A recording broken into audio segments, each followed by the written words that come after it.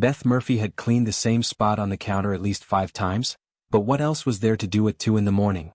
Riley's Diner sat on the edge of a quiet Colorado suburb, the kind of place where the most exciting thing that happened on a Tuesday night was when old Mr. Henderson ordered decaf instead of regular.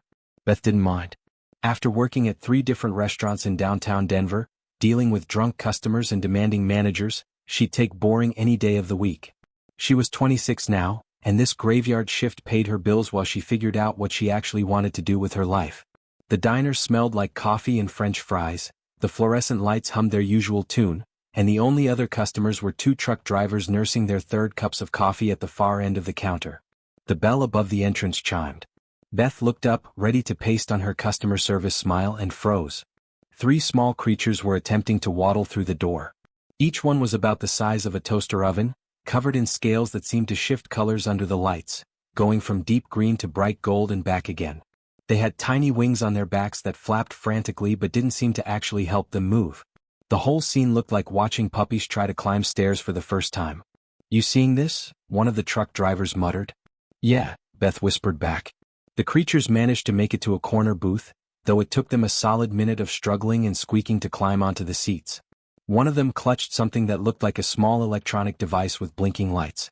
Beth grabbed 3 menus from the stand and walked over slowly. It had been 2 years since Earth officially joined something called the Galactic Trade Network. The news had been full of stories about alien visitors and new technology. Most people in town treated it like it was no big deal, just another thing that happened. Beth had seen a few strange customers before, tall blue people who ordered nothing but salads, and some rock-looking guys who only drank mineral water. But these little guys were her first, well, whatever they were. Baby dragons, maybe? They sure looked like the dragons from her little nephew's storybooks. "Welcome to Riley's," she said, trying to sound normal. "What can I get you folks tonight?" The biggest one, the one with copper-colored scales, looked up at her with huge golden eyes. It opened its mouth and made a series of chirping sounds that reminded Beth of birds mixed with squeaky toys. The device in its claws crackled and buzzed, then a robotic voice came out. "Greetings, human server. We require nutritional sustenance appropriate for our developmental cycle." Beth blinked. Okay. Here are the menus." She placed the menus in front of them and watched as they tried to read. They flipped the pages back and forth, making distressed little noises. The smallest one, with scales like pearls, kept pointing at different items and chirping rapidly. The translator device kept saying things like, "too many options," and "cannot compute preference matrix." It reminded Beth of taking her little brother Tommy to restaurants when he was 5 years old. Too many choices always stressed him out. He'd get overwhelmed and end up crying, so their mom would just order him chicken nuggets and everyone would be happy. "Tell you what," Beth said, reaching over and gathering the menus back up. "How about I just bring you something good? Something my grandma used to make. Trust me, you'll like it." The copper-scaled one tilted its head. "You will select for us?" "Yeah, I got you. Just sit tight." Beth headed back to the kitchen, shaking her head.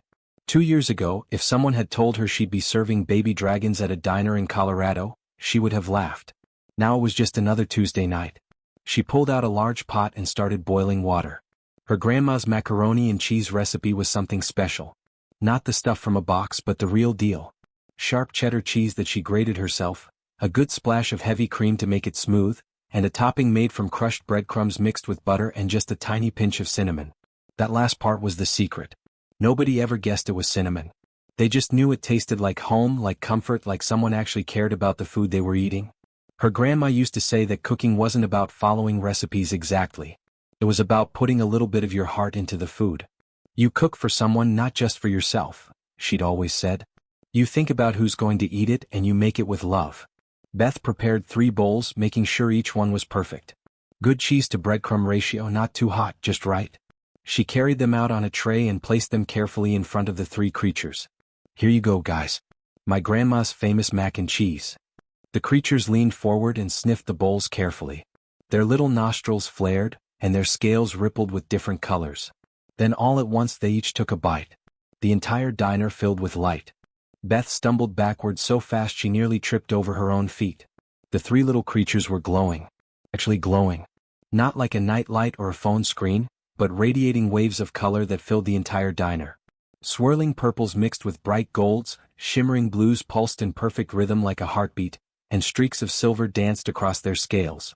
The light bounced off the chrome napkin holders, the windows, even the coffee pot in her hand, turning the whole place into some kind of disco. Oh my God, Beth gasped, rushing forward. Her heart hammered in her chest. Did I poison you? Are you guys allergic to dairy? Should I call someone? Do you need a doctor? Do aliens even have doctors? The two truck drivers at the counter were frozen, coffee cups halfway to their mouths. One of them whispered, "What the hell is happening?"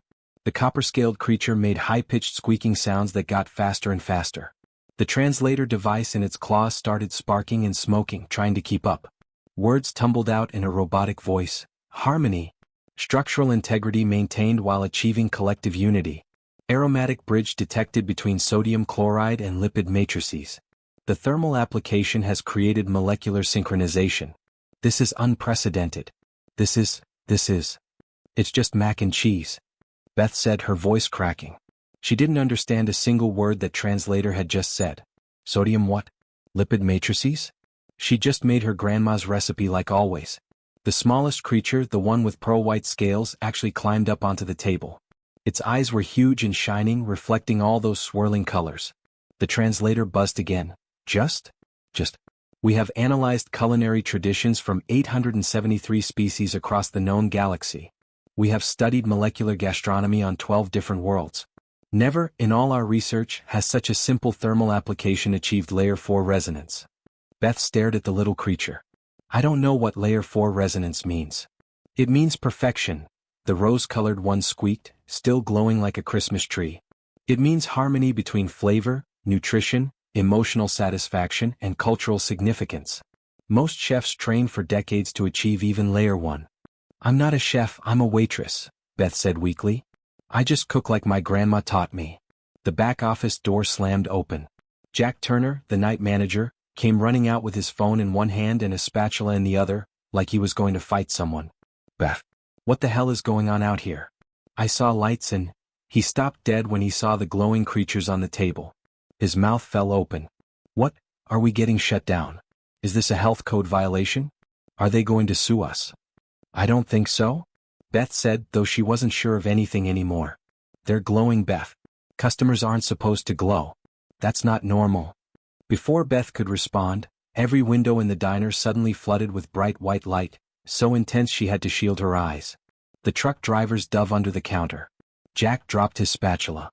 Through the window, Beth could see something massive appearing right above the parking lot. A ship. An actual spaceship. It was huge, sleek, and silver, shaped like a teardrop made of metal and light. It definitely wasn't following any aviation laws she knew about. There were no flashing lights, no warning signals, nothing. It just appeared, hovering about 20 feet above Jack's beat-up Honda Civic. Oh, we're definitely getting shut down, Jack moaned. 2 beams of light shot down from the ship, and suddenly there were 2 more creatures in the diner. These weren't cute and toaster-sized. These were massive, each one the size of a small car, with scales that gleamed like polished metal. They wore elaborate robes that seemed to move on their own, covered with patterns that looked like stars and galaxies swirling across fabric. The bigger one had deep black scales with flecks of gold, and its eyes glowed with an intense yellow light. The translator on the big one boomed so loud that the plates on the counter rattled and the coffee pot in Beth's hand vibrated. Who has achieved resonance harmony with the Academy hatchlings? The voice echoed off the walls. One of the truck drivers whimpered under the counter. Jack backed up until he hit the wall. The 3 little creatures stopped glowing and sat up very straight like kids who just got caught doing something wrong. Every single person in the diner turned to look at Beth. She still held the coffee pot, her arm frozen in midair, her uniform wrinkled from the long shift. Her name tag that said, "Hi, I'm Beth," seemed really stupid right now. She said, her voice coming out as a squeak. That would be me? I serve them mac and cheese. The massive creature's eyes focused on her. Its gaze felt like being pinned under a spotlight. When it spoke again, the translator's volume had lowered, but the intensity was still there. You are the food preparation specialist responsible for this achievement? I mean, I wouldn't say specialist, Beth said, setting down the coffee pot before she dropped it. Her hands were shaking. I'm just a waitress. It's my grandma's recipe. Is something wrong? Are they okay? They started glowing and I got worried. The big creature moved forward, its robes flowing behind it like water. It looked at the 3 bowls of half-eaten mac and cheese, then back at Beth. Explain your training. How many cycles have you studied culinary arts? Cycles? You mean years? My grandma taught me when I was maybe 8 years old, Beth said. But I'm not trained or anything. I just cook. The massive creature's scales rippled with colors Beth couldn't name. It turned to the other large creature beside it and made sounds that the translator didn't bother converting. They seemed to be having an argument. Finally it turned back to Beth. This is impossible. Beth stood completely still, watching as the two massive dragon creatures leaned down to listen to the three little ones. The small dragons were chirping frantically, their tiny claws gesturing at the bowls of mac and cheese, at Beth, at everything. Their voices went so fast the translator couldn't keep up, just spitting out fragments like thermal application, and molecular structure, and harmony achieved. The lead dragon's face changed as it listened. At first it looked stern, almost angry, with its scales dark and its eyes narrowed. Then, slowly, its expression shifted to something Beth could only describe as shock. Its mouth fell open slightly, showing rows of teeth that made her knees weak. Impossible, the dragon rumbled in a voice so deep Beth felt it in her chest. The translator crackled and added, "Identification, High Master Corvus of the Drake Culinary Council." The dragon stared at Beth like she just told him the sky was green. A human? An untrained human achieved resonance with a simple grain and dairy combination. Jack, the night manager, had his phone out, fingers hovering over the screen. He leaned close to Beth and whispered urgently, "I'm calling the cops. Or the FBI. Or somebody. This is way above our pay grade." "No, wait," the copper-scaled little dragon squeaked, waving its tiny claws frantically. "Please do not summon authorities. This is a matter of culinary significance." It turned its big eyes to Beth. "Human server, what is your designation?" "My what?" Beth blinked. "Your name," the pearl-white one translated helpfully. "Oh, Beth Murphy." The copper-scaled dragon dipped its head in what might have been a bow. "Beth Murphy, you have accomplished something that takes our species decades to achieve. We are students of the Drake Culinary Academy, the most prestigious cooking institution in 7 galaxies. What you just did, this resonance harmony, this is our final examination before graduation. Most of us spend our entire lives trying to achieve it even once." Beth's brain felt like it was moving through mud. Nothing made sense. "Wait, you're students? Like school students?" "Yes." The pearl-white one bounced excitedly on the table, making the silverware jump. "We travel to thousands of worlds across the galaxy. We study everything about food. Molecular gastronomy, which is how ingredients work at the tiniest level. Flavor theory, which is understanding why things taste good together. Nutritional science. Cultural food significance. We learn about how food affects bodies and minds and societies." The rose-colored dragon nodded vigorously. "Most students in our species spend 50 of your Earth years learning before they achieve resonance even one single time. Our entire childhood is devoted to understanding food. And you just did it," the copper one said, staring at Beth with wonder in its huge eyes.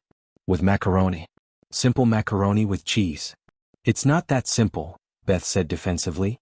"There's cream and breadcrumbs and you have to get the ratio right, and the cinnamon." She stopped, realizing how ridiculous she sounded arguing with glowing space dragons about pasta.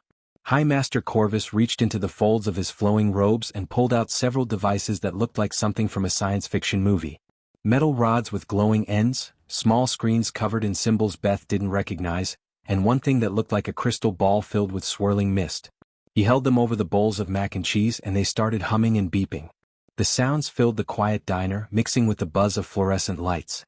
With each beep, High Master Corvus's expression grew more troubled. His scales shifted through different shades of dark blue and purple. The other large dragon behind him made worried clicking sounds. Finally, High Master Corvus straightened up, holding one of the devices so everyone could see its screen, even though the symbols meant nothing to Beth. "The measurements confirm it," he announced to everyone in the diner. His voice carried the weight of someone delivering news they didn't want to believe. "Perfect resonance. Complete molecular harmony at the quantum level. The emotional resonance factor exceeds our baseline standards by 17%. He turned to face Beth directly, and she resisted the urge to hide behind Jack. "Beth Murphy, how long have you trained in the culinary arts?" "I haven't trained," Beth said, wringing her hands. "I'm a waitress. I work here. I learned to cook from my grandma." "How many years of formal study?" "I don't have formal study. My grandma just taught me in her kitchen when I was little. Maybe when I was 8 years old. She showed me how to make her recipes." The three little dragons made high-pitched distressed sounds. High Master Corvus's scales darkened to almost black. The other large dragon covered its face with its claws. One of the truck drivers, still hiding under the counter, whispered to the other, "Are they upset? They sound upset." "This is impossible," High Master Corvus said, and now his voice held something like frustration, maybe even anger. "Humans have cooked for what, 10,000 of your years? Maybe 12,000? We Drakesh have refined culinary science for 4 million standard cycles. We have studied every aspect of food preparation across hundreds of worlds. There must be contamination in the readings. External factors affecting the results. This cannot be accurate." He ran the scanning devices over the mac and cheese again. Then a third time. Each time the readings came back the same. The devices didn't lie, and Beth could see the realization settling over the massive dragon like a heavy weight. High Master Corvus looked at Beth, then at the three little students who were still glowing faintly, then back at the bowls of half-eaten mac and cheese. He seemed lost for words. Finally, he turned to the other large dragon and spoke in their own language, sounds that the translator didn't even try to convert. Beth stood there in her wrinkled uniform, holding a coffee pot, having just served what was apparently impossible food to baby dragons who were actually the galaxy's top cooking students. Outside, through the window, she could see the massive spaceship still hovering over the parking lot, its lights reflecting off Jack's car. And she knew, somehow, that her quiet Tuesday night shift was never going to be the same again. By morning, the entire galaxy would know that Earth, a planet that had barely joined the galactic community 2 years ago, had just produced something the greatest culinary civilization in the universe couldn't explain. All because of her grandma's mac and cheese recipe. Things got crazy fast. Like way faster than Beth could wrap her head around. When she came into work the next evening for her regular shift, she couldn't even get close to Riley's diner. The parking lot was packed with spacecraft. Not cars. Actual spaceships. Some were small and sleek, others were massive and boxy, and a few looked like they were held together with duct tape and hope. They filled every parking spot, spilled out onto the road, and a couple were just hovering in the air because there was no room left. News vans from every major network were camped out on the street. Reporters from Earth were shouting questions, trying to get past the crowd. But it wasn't just human reporters. There were aliens everywhere. Tall ones, short ones, ones that floated, ones with too many arms. All of them had cameras or recording devices, all of them were trying to get a statement. Beth had to sneak in through the back door, and even then someone spotted her. "That's her. That's the waitress." The crowd surged forward. Jack practically dragged her inside and locked the door behind them. "This is insane," Jack said, running his hands through his hair. He looked like he hadn't slept in days. "Do you know what they're saying on the news? Human achieves impossible culinary feat, Earth's mac and cheese shocks galaxy. The president called me. The actual president. I manage a diner, Beth. I don't know how to handle this." Beth slumped against the wall. She was exhausted. She'd spent all night answering questions from government officials, scientists, and people she didn't even know. Everyone wanted to understand how she'd done it. The problem was she didn't know either. She'd just made her grandma's recipe like she'd done 100 times before. The bell above the front door chimed. Beth and Jack both jumped. High Master Corvus walked in, ducking his massive head to fit through the doorway. He wasn't alone this time. Behind him were 6 other dragons, all of them wearing those elaborate robes covered in star patterns. They looked official and important and very, very serious. "Beth Murphy," High Master Corvus said, his translator making his voice echo in the small diner. "The Academy Council has reached a decision regarding your situation. We require proof that your achievement was not mere chance or coincidence." Beth swallowed hard. "Okay. You will come to the Culinary Academy station," he continued, each word deliberate and formal. "You will demonstrate your technique under controlled laboratory conditions. You will create a second resonance dish in front of the Council and Academy witnesses. If you succeed, humanity will be recognized as a culinary species. This is a designation that carries significant prestige and favorable trade status for your entire planet. Your people will have access to galactic food markets, cultural exchange programs, and culinary knowledge from thousands of civilizations." Behind the prep counter, Jack dropped the plate he was washing. It shattered on the floor. Nobody moved to clean it up. Beth's mouth felt dry. "And if I fail?" High Master Corvus's scales darkened. "Earth will be marked as having falsified culinary achievement. Your species will be barred from all food-related commerce and cultural exchange for 100 of your years. No alien restaurants on Earth. No Earth food exported to other worlds. No sharing of recipes or techniques. The economic impact would be severe. Your planet's reputation in the galactic community would be damaged, perhaps permanently. Beth felt like someone had dumped a bucket of ice water over her head. 7 billion people. The entire planet. All depending on her making mac and cheese in front of alien judges. Her hands started shaking. That's not fair. I didn't ask for any of this. I just served dinner to some customers. Nonetheless, these are the terms set by the council, High Master Corvus said, and his voice wasn't unkind, just firm. We cannot have unverified claims of resonance harmony standing in our records. You have 48 hours to decide. If you decline, Earth will be marked as unwilling to verify claims, which carries its own consequences. The delegation left as formally as they'd arrived. Beth stood there, feeling the weight of the entire world settling on her shoulders. She was 26 years old. She was a waitress at a diner in Colorado. She made $8 an hour plus tips. How was this her life? Jack locked the door behind the dragons and came over to her. Beth, listen to me. You can't do this. You're a waitress, not some galaxy-class chef. These guys have been studying food for millions of years. You made one good bowl of mac and cheese. That's it. Tell them no. Let the government handle it. Let them send some fancy chef from a 5-star restaurant or something. But Beth thought about her grandmother. Grandma Helen had lived through the Depression, through the hardest times anyone could imagine. When nobody had money and everyone was hungry, she'd fed her entire neighborhood with whatever she could scrape together. Flour, water, a little bit of sugar. She'd made meals that people remembered for the rest of their lives, not because the food was fancy but because it was made with love. Because Grandma Helen understood that cooking wasn't about impressing people or following rules. It was about nourishing them body and soul. It was about making someone feel cared for. Beth thought about every home cook who'd never been to culinary school. Every parent who made dinner after a long day at work. Every person who followed family recipes written on stained index cards. Every meal made with love instead of training manuals and fancy techniques. Those people deserve to be recognized too. Not just the experts, not just the professionals. Regular people who cooked because they cared about feeding others. I'll do it, Beth said quietly. Jack stared at her. What? Beth, no. But I need supplies, she continued, her voice getting stronger. I need ingredients from Earth. My grandma's recipe cards. And Jack, I need you to come with me. What? Beth, I can't go to space. I get motion sickness on airplanes. My grandma always said you can't cook alone. You cook for people with people.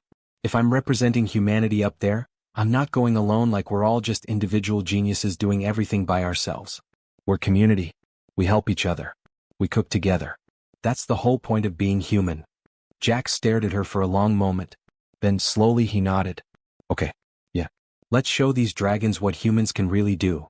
The Drakesh Culinary Academy station was the most incredible thing Beth had ever seen. It orbited a neutron star, and through the massive windows she could see the star spinning, throwing off waves of light that made her eyes water. The station itself was enormous, gleaming like a diamond floating in space. Inside, the corridors were wide enough to fit 3 buses side by side, with ceilings so high Beth couldn't see the top. Everything was made of materials that seemed to glow from within.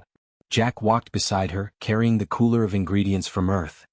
He'd been quiet during the entire shuttle ride up, turning slightly green whenever he looked out the window at the stars whipping past. You okay? Beth whispered. I'm about to watch you cook in front of the entire galaxy, Jack muttered. No pressure or anything. They entered the grand examination hall, and Beth's breath caught in her throat. The room was massive, bigger than any stadium she'd ever seen. Thousands of seats rose up in circular tiers, and every single one was filled. Aliens of every shape, size, and color imaginable sat watching. Some had multiple eyes. Some didn't seem to have eyes at all. Some floated in the air. The noise was incredible, a mix of chirps, buzzes, clicks, and sounds Beth couldn't even describe. The air smelled strange. Like ozone after a lightning strike, mixed with something spicy and sharp that made her nose itch. The temperature felt weird too, warm in some spots and cool in others, like walking through invisible curtains. In the center of the massive hall was a single cooking station. Just one. Spotlights shone down on it from every angle. Cameras on floating drones circled overhead. Beth's stomach twisted into knots. High Master Corvus stood at the front of the hall, his robes flowing dramatically. When he spoke, his voice boomed through hidden speakers, translating into what must have been 100 different languages. Beth Murphy of Earth, You stand before the Culinary Academy Council and representatives from 12 galaxies. Your challenge is as follows. First, replicate your resonance harmony dish under Academy conditions with our equipment and our monitoring. Then, create one additional dish that demonstrates your understanding of resonance principles. You have 4 hours. The evaluation begins now. The crowd went silent. Thousands of eyes watched Beth as she walked to the cooking station. Her legs felt shaky. Jack set down the cooler and squeezed her shoulder. "You've got this," he whispered. "Just pretend you're back at Riley's." Beth took a deep breath and started unpacking. She'd brought everything from home. A cooler filled with sharp cheddar cheese, heavy cream, butter, pasta, breadcrumbs, and her little jar of cinnamon. She'd brought her grandmother's recipe box, a worn wooden thing with faded flowers painted on the lid. And she'd brought the wooden spoon her grandmother had used for 40 years, its handle smooth from decades of stirring. The first dish was easier than she expected. Beth made her mac and cheese exactly the way she always did, but this time she talked while she worked, explaining each step to the audience. Her voice echoed through the hall, picked up by the floating microphones. "The key isn't just following the recipe," she said as she grated the cheese. "It's knowing why each ingredient matters. The sharp cheddar isn't just for taste. It's for that little bite, that sharpness that wakes up your tongue. The cream isn't just for texture. It's for comfort, for that smooth feeling that makes you feel safe. The breadcrumbs on top? That's for contrast, for texture, so every bite is a little different. And the cinnamon?" She held up the small jar. "That's for surprise. For warmth. For that thing you can't quite identify but makes you feel like you're home." She worked steadily, measuring by feel rather than exact amounts, adjusting the heat by instinct. Jack handed her things before she even asked, the two of them moving together like they'd done this 1,000 times. When she placed the 3 bowls under the scanning equipment, the entire hall held its breath. Lights blinked. Machines hummed. Then, one by one, green lights appeared on every monitor. Perfect resonance. Again. The crowd erupted in confused murmurs. How could a human with no training do this twice? But Beth wasn't done. For the second challenge, she did something that made High Master Corvus's scales ripple with surprise. She walked away from her cooking station and approached the front row, where the 3 small dragon students sat. Copper, pearl, and rose scales shimmered nervously. Beth knelt down to their level. "Hey guys, can I ask you something?" They nodded, eyes wide. "Tell me about home. About your families. What do you miss most?" For the next 10 minutes, Beth just listened. The copper-scaled one talked about his mother's garden, where sulfur flowers grew in spiral patterns. The pearl one described family meals where everyone sang before eating. The rose one whispered about feeling homesick, about missing the warmth of being surrounded by family. Beth listened to every word. Then she stood up, thanked them, and went back to her station. She'd done her homework. She'd spent 2 days researching Drake biology, their food preferences, their culture. She knew they liked sulfuric compounds, mineral-rich broths, things that would taste terrible to humans. But she wasn't trying to make Drake food. She was trying to make food for 3 scared kids who missed their home. Beth made soup. Not fancy, not complicated. Just soup, built the way her grandmother had taught her. She started with a base, adding ingredients one at a time, tasting constantly, adjusting by feel. She found earth ingredients that approximated Drake flavors. Sulfur-rich vegetables, mineral broths, bitter herbs. But she prepared them with patience. With care. She thought about those 3 students with every stir of the spoon, imagining their families, their homes, what would make them feel safe. Jack watched her work, knowing better than to interrupt. This was something beyond recipes now. When Beth finally ladled the soup into 3 bowls, her hands were steady. She carried them to the students and set them down gently. "Try this," she said softly. The 3 dragons leaned forward and tasted carefully. For a moment, nothing happened. Then one by one they started making soft chirping sounds. Tears rolled down their scaled faces. The translators picked up fragments of words: warmth, mother, home, safe, love. They didn't just eat the soup. They devoured it, crying the whole time, making happy sounds between sobs. The diagnostic equipment went absolutely crazy. Numbers flashed across screens. Alarms beeped. Scientists in the crowd stood up, checking their own devices in disbelief. The resonance rating climbed higher and higher, past every recorded measurement in the Academy's 4-million-year database. High Master Corvus approached the station slowly, his massive form casting a shadow over Beth. But his scales had changed color, shifting to soft blues and greens. When he spoke, his voice was quiet, almost gentle. "I understand now," he said, looking at the three crying students. We Drakesh have spent eons perfecting technique. We analyze every molecule, measure every temperature, optimize every process. We create dishes that are technically flawless. Perfect by every scientific standard. But, Beth prompted, wiping her hands on her apron. But you humans, you don't cook with technique first. You cook with connection. You make food for someone not just correctly. Every ingredient chosen thinking of who will eat it. Every step adjusted not by measurement but by empathy. By love.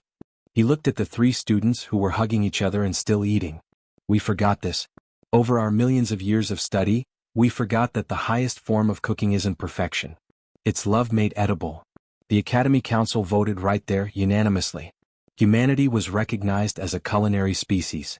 Not for having the best technique or the most knowledge, but for understanding what the Drakesh had lost over their long history, that cooking at its very best is about connection. About making someone feel cared for. About turning food into love. Beth returned to Riley's diner with Jack. Life mostly went back to normal, or as normal as it could be. The spacecraft eventually left the parking lot.